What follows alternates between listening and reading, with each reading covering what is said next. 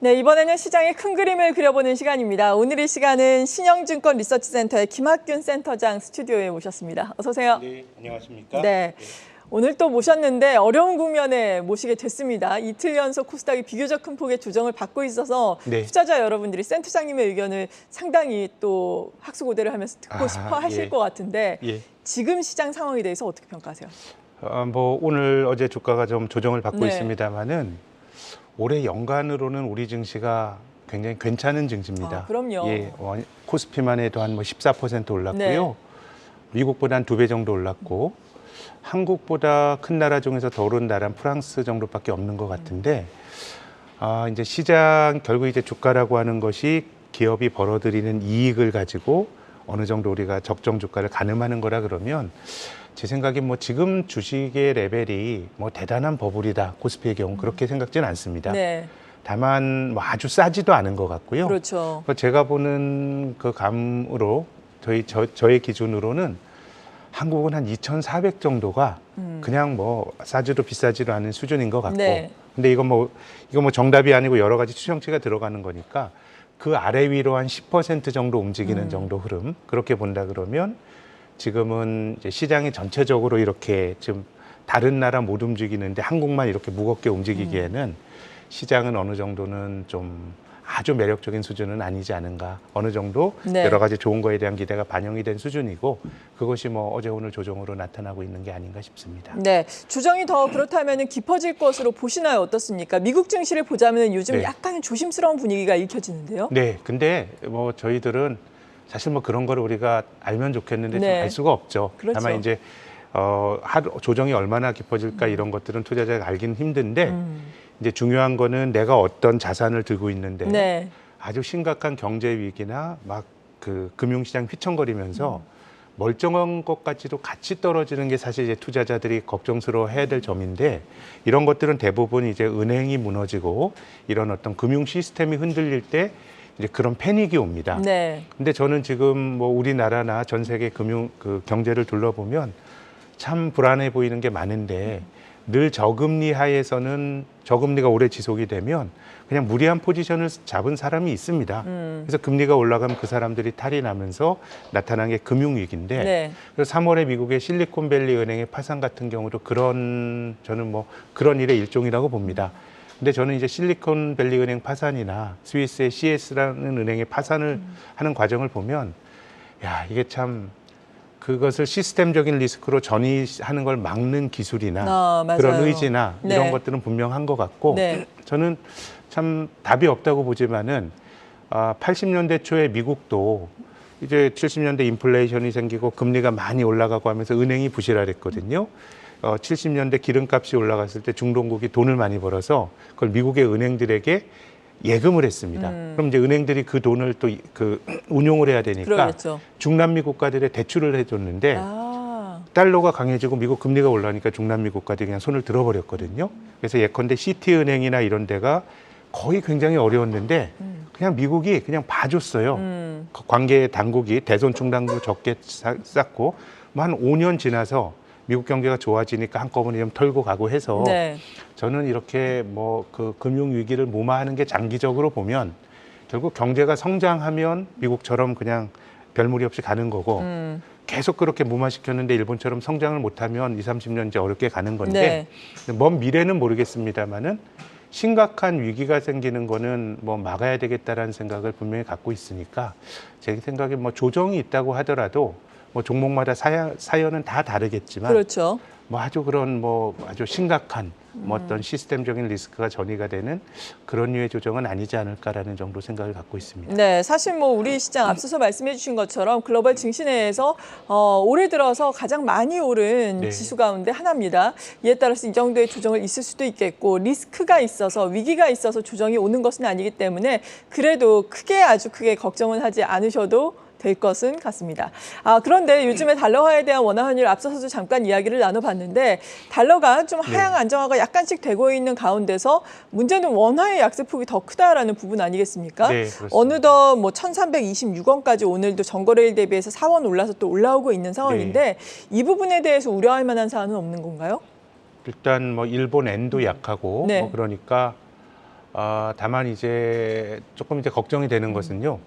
우리나라 경상수지가 이제 적자가 자꾸 나오는데 한 10여 년 전까지만 하더라도 우리나라는 경상수지 적자는 흔한 일이었습니다. 네. 막 적자나 흑자나 왔다 갔다 했는데 2014년부터 한국 경제가 대외 순채권국이 됐거든요. 다른 나라에서 빌린 돈보다 빌려둔 돈이 많아지면서 흡사 개인으로 따지면 따박따박 임대료가 들어오는 건물주처럼 된 겁니다. 네. 그래서 경상수지가 구조적으로 흑자를 계속 냈는데 작년 8월에 적자 나고 또 최근에 또 2달 연속 적자가 나니까 조금 이 한국의 경상수지에 대한 우려가 근간에 좀 깔려 있는 것 같고 뭐 두 번째는 중국이라고 봐야 될 것 같습니다. 네. 근데 중국이 리오프닝을 해서 뭐 수혜가 있냐 없냐 이건 뭐 시간 지나봐야 알 수 있겠습니다만은 생각보다는 뭐 소재 같은 철강 같은 경우는 약간 효과가 있는 것 같고 근데 서비스업이나 이런 쪽은 아직 좀 덜한 것 같고 특히 최근에 글로벌 밸류 체인이 이제 재편이 되는 과정에서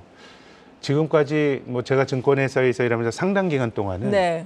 이 경제가 다른 논리에 우선한다. 시장에선 자유 경쟁을 하고 뭐 다른 논리들은 다 이 경제적 이해관계에 좀 이제 그 부차적으로 딸려오는 가치다라고 생각을 했는데 지금 뭐 지정학적인 논이라든가 이런 것들은 실은 어떻게 보면 정치라든가 글로벌 역관계와 경제에도 영향을 주고 있는 거거든요.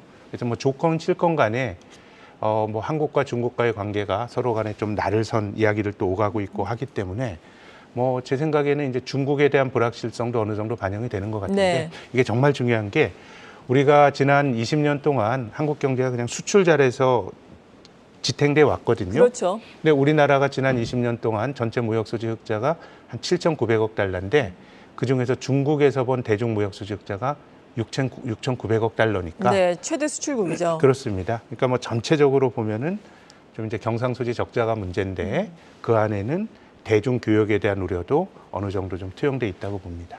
네. 그리고 오늘 시장에서 지금 고민이 될 것이 양대 시장이 지금 각각 1% 하락 중인데 그래도 코스피의 낙폭이 아주 크지는 않은 것이 삼성전자, SK하이닉스의 선전이거든요. 네. SK하이닉스 이 시각 현재 아주 큰 폭은 아니지만 1% 오름세를 나타내고 있습니다. 반도체 지금 쉬어가는 가운데 반도체를 또 향후에 올라갈 것을 예상하면서 살 것인가 2차 전지 오늘 조정을 비교적 큰 폭으로 받고 있는데 이 달리는 말에서 내려야 될 것인가 여러분들이 이 고민을 많이 하실 것 같아요. 그건 정말 뭐 각자의 판단의 문제인데 네. 반도체에 대해서 말씀을 드리면 네. 작년보다는 업황 본연의 사이클을 생각하면 작년보다는 좀 좋아진 것 같습니다. 네. 지금 우리 삼성전자나 SK하이닉스 1분기 실적이 엉망 아닙니까? 그렇죠. 근데 반도체주는 실적이 엉망일 때 사서 모두가 낙관할 때 팔아야 되는 주식인 것 같은데 네. 그 이유가 이 반도체는 부품으로 들어가는 일종의 커머디티입니다. 그래서 이거는 미묘하게 수요와 공급에서 공급이 조금만 많거나 수요가 조금만 많거나 적어도 업황이 확 바뀌게 되거든요.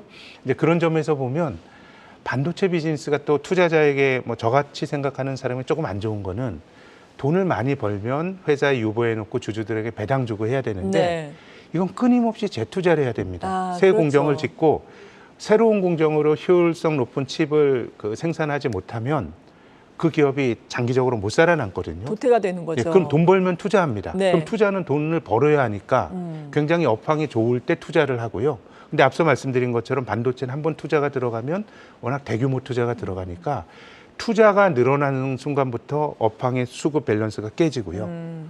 고사양 칩이 들어오면서 반도체 단가가 떨어지고 어닝이 망가지고. 그래서 보통은 뭐 어떤 업종이나 업황의 사이클이 있습니다. 네. 뭐 20-30% 줄고 그러는데 지금 뭐 SK 하이닉스를 보면 돈을 기록적으로 벌다가 막 적자가 나잖아요. 그렇죠. 부침이 큰 겁니다. 결국 공급이 늘어나면 실적이 망가지고 그럼에도 불구하고 더 나쁜 업체들이 도태되면서 삼성이나 SK 하이닉스는 장기적으로 이제 성장이 온 건데요. 그럼 반대로 생각하면 이번에 삼성전자 실적 발표에서 감산을 발표했거든요. 네. 감산은 설비 투자와 정반대 논리입니다. 설비 투자는 가장 좋을 때 나오는 거고요. 감산은 얼마나 나쁘면 감산을 하겠습니까? 근데 감산이라는 게 결국 수급의 관점에서 보면 업황에서 굉장히 좋은 사이클인 것 같고요. 다만 이제 반도체도 미국의 반도체법이라고 하는 게 10월부터 이제 발효가 되는데 이제 우리나라가 중국에서 반도체를 제일 많이 만드는 나라입니다. 네. 그래서 뭐 지금 우리 다음 주에 우리 한미 정상회담 열리고 하는데 저는 뭐 이런 과정에서 조금 지정학적 불확실성이나 이런 것들을 정치가 어느 정도 기업에게 좀 도움을 줘야 된다고 봅니다. 뭐 그런 불확실성이 있는 것 같고 네. 다만 반도체 업황 자체의 사이클로만 보면 작년보다 올해가 조금 더 저는 투자자들에게 기회가 있는 사이클이라고 봅니다. 네. 그리고 뭐 2차 전지야 앞으로의 성장성도 있는 섹터긴 한데 문제는 그 성장성이 많이 선반영돼서 주가가 올랐다라는 부분이죠. 네. 정부가 또 어제 또 배터리의 초격차를 위해서 7년간 20조 원 투자를 한다 이런 소식을 밝히기도 했었는데 이러한 부분이 모멘텀이 될 수 있을까요? 오늘은 일단 좀 비교적 큰 폭으로 조정을 받고 그런 있거든요. 것들보다는 이미 예. 주가가 사람들이 다 생각해서 미리 반영을 하겠죠. 그렇죠. 예. 그래서 이게 뭐 성장성이 있는 건 확실하고 이게 어디까지 주가에 반영되어 있는지는 뭐 그걸 뭐 누가 알겠습니까? 네. 실은 이제 본인이 믿기의 문제인데 다만 조언을 드리고 싶은 거는 네. 지금 그 2차 전지 관련 주식은 아주 먼 미래에 잘 될 거라는 미래에 대한 기대를 투영하고 있거든요. 그 기대가 투영이 됐던 게 비싸다고 하더라도 그게 뭐 어디가 끝인지는 알 수가 없는데 그렇죠. 통상 이런 성장주들 7, 8년 전에 화장품 주식 이런 것들을 보면 이 기업들이 이제 분기 실적을 발표하거든요. 네. 이 분기 실적이 성장에 대한 기대가 만약 유지가 된다 그러면 이 주식의 PER이 50배에서 70배 되더라도 사람들은 믿는데 네. 먼 미래에 대한 기대가 투영됐지만 아주 역설적이게도 3분기 단위로 발표되는 분기 실적 정도 한 2분기 정도가 시장의 기대를 미스하게 되면 높은 밸류에이션이 정당화되지 않거든요. 네. 그래서 제가 드리고 싶은 말씀은 이제 이번에도 이제 1분기 실적을 발표할 텐데 그 실적이 사람들이 갖고 있는 미래에 대한 어떤 기대를 충족시켜 줄 수 있는지 여부가 이런 성장주의 주가를 결정하는 거지. 뭐 오르다가 이 진폭은 굉장히 큰 거고요. 밸류에이션이 비싸니까 꺾이는 건 아니고 결국 성장에 대한 기대인데 이거는 매 분기 발표되는 그 분기 실적이 참 중요한 것 같습니다. 네, 그렇군요. 그리고 지금 윤석열 대통령의 외신 인터뷰에 대해서 대만 문제에 대해서 네. 뭐 말참견 허용하지 않겠다. 중국이 이렇게 밝히면서 우리나라도 물론 항의를 했죠. 이에 따라서 한중 간의 관계 악화되는 것이 아닌가라는 우려로 오늘 또 리오프닝과 관련된 네. 종목들이 울고 싶을 때 뺨을 맞은 것인지 일제히 급락하고 있거든요. 네. 이 부분은 어떻게 보십니까? 뭐 일단 학습 효과가 우리가 2015년에 사드가 들어왔을 때 중국이 우리에게 보복을 하면서 네. 뭐 화장품이나 여행이나 나빴던 학습 효과가 있기 때문에 지금 시장 그런 우려가 반영이 된 것 같고요. 어쨌든 뭐 우리 정부가 뭐 하는 한쪽을 선택하는 거는 좀 맞는 것 같고 예. 그래서 장기적으로 보면 우리가 미국으로부터 받을 수 있는 기회, 대만 같은 경우는 확실히 미국으로부터 여러 가지 페이버를 받는 것 같고요. 또 중국 쪽에서는 우리가 미래는 알 수 없지만 조금 이제 위험 요인들을 투자자들이 주가에 반영하지 않을까 생각을 합니다. 네, 그렇군요. 마지막으로 이제 정리를 해봐야 할 텐데 5월을 또 앞두고 있습니다. 예. 5월 하면은 유명한 주식 명언 세린메이 5월에 팔아라. 이 부분 어떻게 봐야 할지. 마침 또 5월 3일에 FOMC 네. 회의가 예정이 돼 있잖아요. 네. 마지막으로 투자 전략 제시를 해주시면 예, 올해 주가가 올랐다고 말씀드렸는데 실은 뭐 경기에 대해서 딱 잡히는 건 없어요. 네. 근데 연준이 금리 인상을 멈추고 한국은행 금리 인상을 멈췄고 연준의 금리 인상이 막바지일 거다라고 하는 기대가 사실 전 자산 가격 끌어올렸다고 보거든요. 근데 5월에 어떤 결정을 연준이 할지 지켜봐야 되겠지만 이미 시장 금리가 고점에서 많이 떨어져서 실제로 5월에 연준이 금리 인상을 종결했다고 말하더라도 금리가 더 많이 떨어지진 않을 것 같습니다. 네. 그럼 자산 가격은 우리가 금년 들어서 한 4월 중순까지 무난하게 좋았는데 앞으로 한 2-3달 정도는 그것보다는 조금 덜 좋은 시장이지 않을까라는 정도 생각은 갖고 있습니다. 네, 그렇군요. 지금까지 신영증권 리서치센터의 김학균 센터장으로부터 말씀 들어봤습니다. 감사합니다. 네, 감사합니다.